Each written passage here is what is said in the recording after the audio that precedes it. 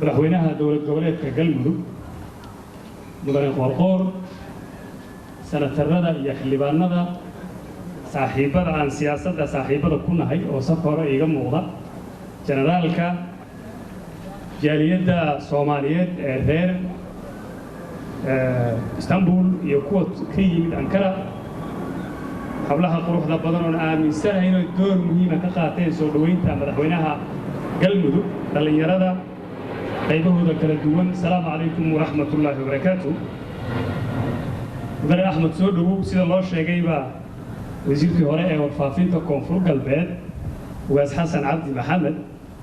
oo hadda shacab ah ku nasanayo Turkiga gaar ahaan Istanbul dadka Soomaaliyeed iyo koonfur galbeed dhismaheedii iyo dawladnimadeedina qof uu ka ahaa door muhiim ah ka soo qaatay aad baan ku soo dhaweynaynaa waana ku faraxsanahay sida saaxiibadii iga horeeyay ay tilmaameen waqtiga kooban iyo annagoo si dhow la socon siyaasadda Soomaaliya meesha ay marayso iyo meesha wax ka keentay waa ku hambalyeynaa waxa lagu dhiibay waa Galmudug oo aan ognahay dhismaheedii inuu adigana ka horeeyay Cabdikariim ka horeeyay generaalka agtaada fadhiyo senatarka ka horeeyay marxalado kala duwan soo martay Galmudug imaatinkeedii hore laakiin ayadoo kaamila oo kulman lagaaga horeeyay aduguna maanta aad gacanta ku haysid berina lagaaga dambeyn doono haddii Ilaahay idmo ilaahay xilka kula kala galo saddex qodob oo dardaaran baan rabaa in halkan ka iraahdo mudane madaxweyne haddaan si kooban u iraahdo waqtigoo kooban beri baa waxaa jiri jiray boqorad qaryo xukunta ama deegaan boqorad ka ahayd hablaha Soomaaliyeed hayga raali ahaadeeno haddaan tusaale u soo qaato xukun bay hayso shaki baa galay xukunkeedii baa waxaa dareen ka galay in maalin maalmaha ka mid ah niman rag oo xoog badan oo askarteeda ah ay xilka kala wareegi doonaan dawladana intii u dhaweyd bay yeerto waxay ku tiri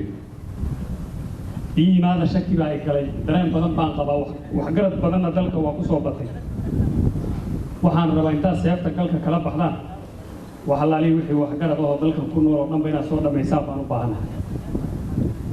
askartii amarkii bay fuliyeen wax garadkii dalka joogo dhan bay soo laayeen maalintii kale yimaadeen waxay tiri waan fiican baad qaadateen wax garad ama kartile ama dadnimo ku dambayso dalka ku nool miyaa jira maya shaqo kalaan idin dirahayaa ee soo diyaar garooba